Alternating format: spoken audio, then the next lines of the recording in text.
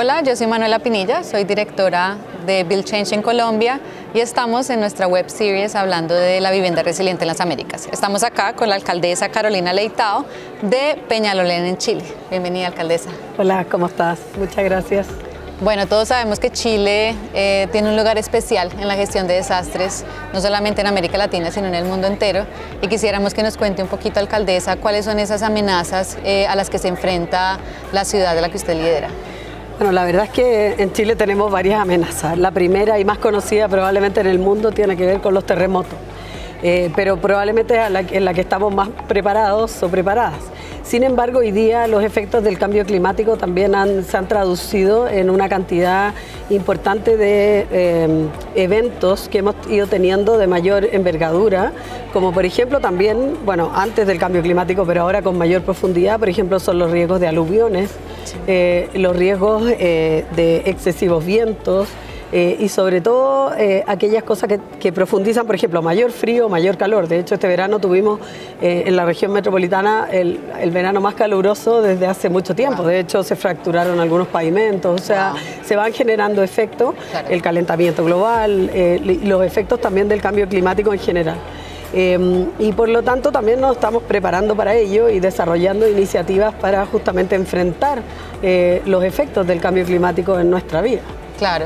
¿Y me puede contar un poco más de esas iniciativas y si hay alguna que tenga referencia específica a la vivienda?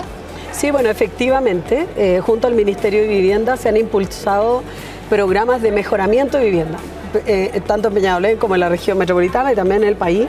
Hay viviendas sociales que con financiamiento del Estado construidas hace muchos años.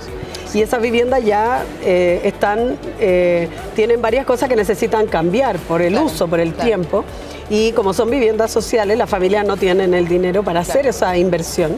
Y se ha trabajado mucho el tema de mejoramiento de vivienda vinculado a generar viviendas con una mayor resistencia térmica, por ejemplo, cambiando ventanas, las típicas ventanas antiguas a termopanel o ventanas para absorber frío o calor o para aislar el frío o el calor. Se han cambiado techumbres, por ejemplo, también con materiales aislantes. Y se interviene la vivienda de una manera de hacerla más resiliente a los cambios de temperatura, por ejemplo. Sí. Y eso se ha hecho con los programas del Ministerio de Vivienda que financia, genera un subsidio, las familias ponen una parte, también un ahorro pequeño. Sí. Y también el municipio hemos impulsado nosotros iniciativas para las nuevas viviendas sociales que vienen con algunas de estas características ya en su construcción, nosotros poder colaborar con un fondo para justamente acrecentar las medidas de protección y para enfrentar sobre todo el aislamiento térmico, etc. También hay iniciativas hoy día que tienen que ver con, por ejemplo, entregar viviendas con paneles solares o hacer la transformación a paneles solares para ahorro. O sea, hay distintas iniciativas que se están desarrollando en esa línea. Claro.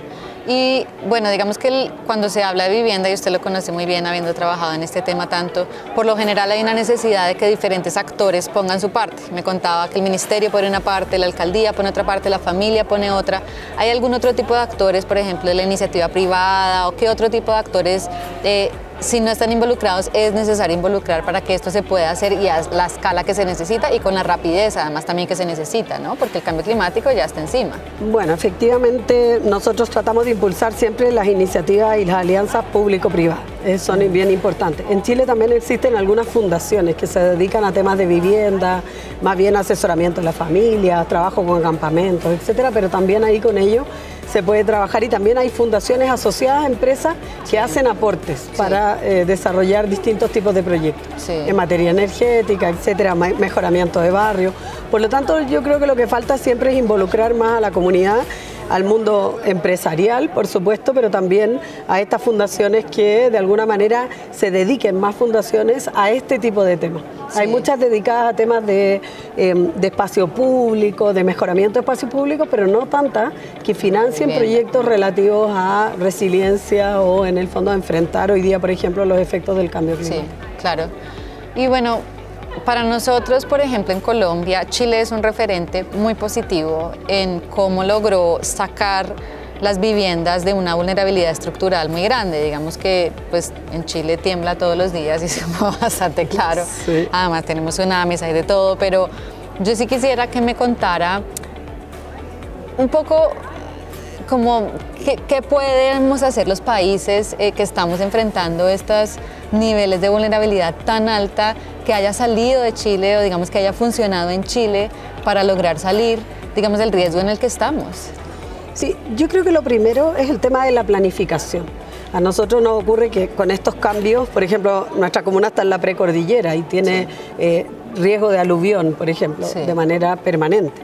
Entonces, la planificación urbana debe hacerse de tal manera de no exponer a las personas a ese tipo de riesgo. Claro. En el caso de los terremotos, temblores, todas las normas de constructibilidad que tiene nuestro país son revisadas y absolutamente, yo diría, fiscalizadas de manera permanente, y las penas para alguien que incumpla son bastante altas. Claro. Lo tuvimos en el terremoto del año 2010, donde se fracturaron algunos edificios y se descubrió que no se había cumplido con la norma sísmica que Chile tenía. No era que el terremoto hubiese sido más grave de lo pensado. Sí. La mayoría de las cosas se construyen con una norma sísmica. Hoy día, por ejemplo, tenemos algunas zonas que se están estudiando como una zona de falla que pasa por nuestra comuna y otras, y estamos en la discusión de, bueno, hay muchas cosas que ya están construidas sobre la falla. Claro. Porque recién se ha podido delinear más o menos por dónde pasa. Claro. Entonces, bueno, ¿qué hacemos ahora con lo que viene? Decimos, bueno, nos arriesgamos porque la falla se puede activar en 500 años más, en 100 o en 2000, en 8000. En realidad dice que cada 10.000 años se activa. Y se activó alguna vez hace 1000 años. Entonces, no sabemos, estamos en el año, estamos como en el último año de los 1000, pero podría ser en hoy día o en 1000 más. Claro. Entonces la pregunta es, ¿qué hacemos? ¿Prohibimos que se siga construyendo? ¿Hacemos normas para que sean construcciones que sean resilientes? Ninguna de ellas, una falla, o sea, una fractura de tierra, ninguna la aguanta, pero por lo menos zona, por ejemplo, no edificios de altura, etcétera, o sea, cosas que sean más resistentes a ese tipo de terremotos. Entonces, estamos en esa discusión hoy día. Entonces, yo lo que le diría al resto de los países es la planificación. Claro. Es muy importante cómo se planifican las ciudades, es muy importante cómo se planifican las construcciones. Yo a veces cuando voy a otros países y veo que construyen y no tienen cadenas, por ejemplo, claro, yo me da nervio porque digo, bueno, acá no tiembla. O sea, uno al tiro, uno mira y dice, aquí no hay temblor, porque nadie puede construir así. Ojalá. Bueno, ojalá.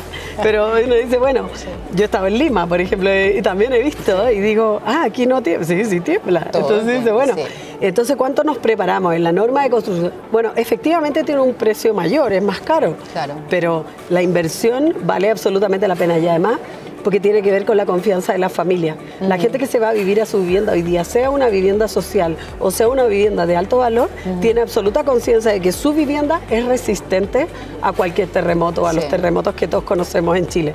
Por lo tanto, eso también da una tranquilidad, que la vulnerabilidad no es una condición que te expone de mayor manera a los terremotos en Chile, al menos. Claro.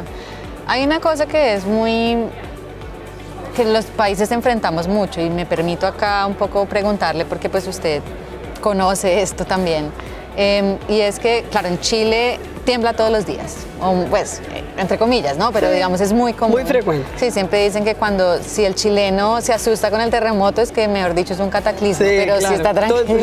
Todos dicen, ¿dónde habrá sido el epicentro? Y el epicentro fue como ahí, y uno dice, ¿dónde habrá sido? Siempre uno cree que es en otro lado lo más grave, no lo que uno vivió.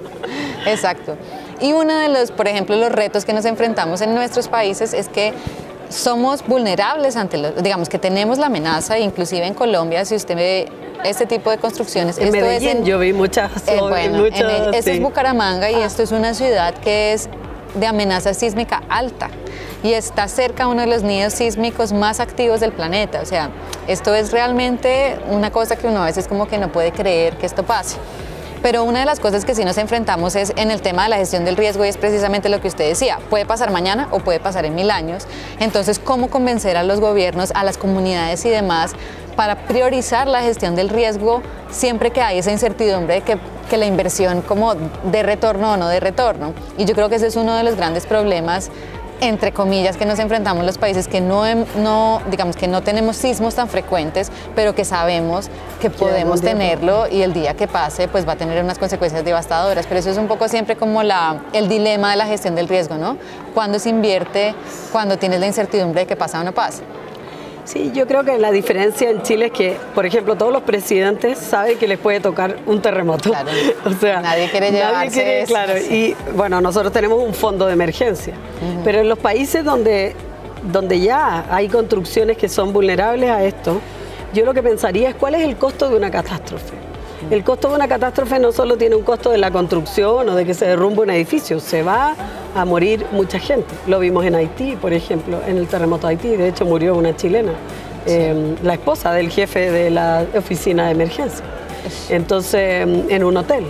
Entonces uno dice, bueno, ¿cómo evaluamos? Yo creo que en la política uno tiene que ser muy responsable de cómo, es como decir, es muy irresponsable decir, bueno, ojalá no me toque a mí.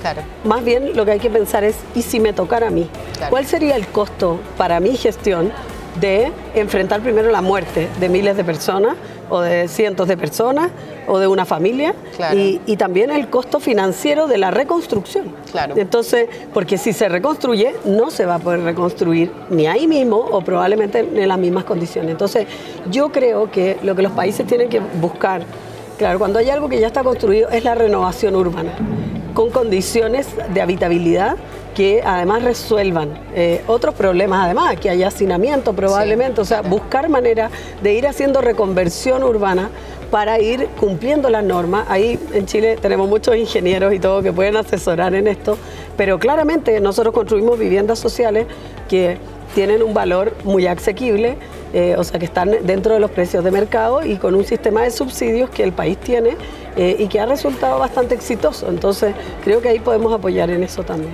Excelente. Alcaldesa, ¿qué quiere usted sacar de esta conferencia? ¿Qué la trajo acá? La verdad es que me trajeron muchas cosas y muchos temas. Vengo por temas de medio ambiente y cambio climático. Vengo por temas de gobierno abierto y transparencia en el ámbito del gasto público. Vengo también porque creo que esta oportunidad de encontrarse con ciudades del mundo de distinto tipo, de distinto carácter, de distinta naturaleza, de su origen, de cuántos habitantes tenemos, etcétera, nos permite compartir experiencias, algunas exitosas, los fracasos también. Yo siempre digo, no solo hay que compartir lo bueno, hay que compartir lo malo, compartir la mala experiencia, lo que nos equivocamos. Y lo más importante es que junto con los paneles donde se exponen temas específicos, el café, el almuerzo, la conversación del 1 a 1, el bilateral o la reunión en los pasillos genera muchas conversaciones y también genera muchas alianzas. O sea, yo me llevo la tarjeta de uno, escuché alguna idea que me gustó, probablemente acá no la voy a poder desarrollar, claro, pero me llevo su tarjeta, lo llamo después, pregunto, le digo a los equipos, métanse a revisar. Estábamos con la alcaldesa de Bogotá. Y ella contaba el tema de los cuidados y uno dice, bueno, ¿cómo será esa política? ¿Funciona? ¿No? ¿Cuánto? Bueno, hay que meterse a buscar para replicar. Nosotros siempre andamos buscando experiencias exitosas. En el tema de cambio climático hay muchas, claro, y en ese sentido es muy importante para nosotros llevarnos esa experiencia y poder replicarla, ojalá, en nuestra localidad. Claro, siempre pensar que no todo está inventado, pero por lo general alguien ya pensó en eso. Nosotros tenemos un dicho en Chile, yo lo digo mucho siempre, que es que ¿para qué vamos a inventar la rueda si alguien ya la inventó? Exacto. Otra cosa distinta es si la rueda es más grande, más chica, más cuadrada o más redonda, pues bueno, pero eso es parte de lo que nosotros tenemos que decidir, claro, pero la rueda ya se inventó, entonces exacto, más bien vamos viendo de qué material la hacemos. Alcaldesa, ¿hay alguna otra cosa que nos quiera compartir de su gestión en este tema, digamos, de cambio climático?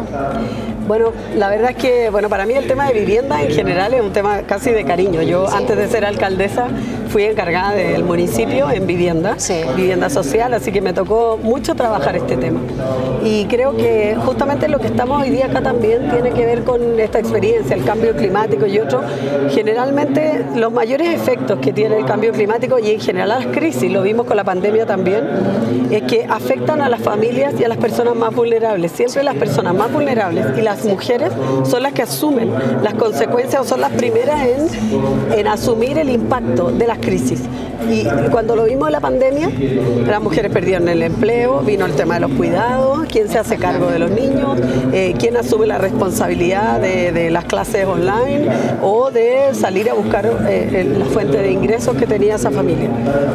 Y por otro lado, lo vemos en el cambio climático, las migraciones, los problemas de empleo también, porque dejan de haber empleo en zonas agrícolas, se trasladan, son las mujeres las que asumen las consecuencias, las mujeres y las personas más pobres.